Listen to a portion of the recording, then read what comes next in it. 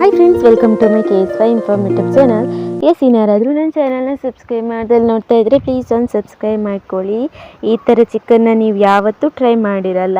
ಇದಂತೂ ಪಕ್ಕಾ ಟೇಸ್ಟಿಯಾಗಿರುವಂತಹ ಸೂಪರ್ ಆಗಿರುವಂಥ ಡಿಶ್ ಅಂತಲೇ ಹೇಳ್ಬೋದು. ನಿಮ್ಮ ಸ್ನೇಹಿತರ ಜೊತೆ ಪಾರ್ಟಿ ಮಾಡುವಾಗ ಈ ರೆಸಿಪಿನ ಒಂದ್ಸಲ ಟ್ರೈ ಮಾಡಿ, ಎಲ್ರಿಗೂ ಇಷ್ಟ ಆಗುತ್ತೆ.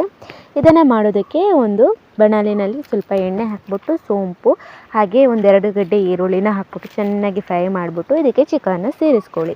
ಇದನ್ನು ಮಟನ್ನಲ್ಲೂ ಮಾಡ್ಕೊಬೋದು, ನಾನಿಲ್ಲಿ ಚಿಕನಲ್ಲಿ ಮಾಡ್ತಾಯಿದ್ದೀನಿ.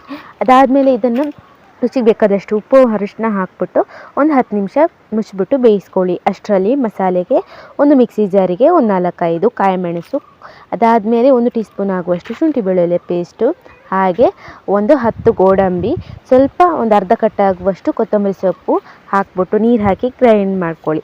ಅದನ್ನು ನಾವು ಚಿಕನ್ ಬೇಯೋದಕ್ಕೆ ಇಟ್ಟಿದ್ದೀವಿ ನೋಡಿ, ಅದಕ್ಕೆ ಸೇರಿಸ್ಬಿಟ್ಟು ಕನ್ಸಿಸ್ಟೆಂಟಿಗೆ ಒಂದು ಅರ್ಧ ಲೋಟ ನೀರನ್ನ ಸೇರಿಸ್ಕೊಳ್ಳಿ. ರುಚಿಗೆ ಉಪ್ಪು ನೋಡ್ಕೊಳ್ಳಿ ಸರಿಯಾಗಿದೆಯಾ ಅಂತ.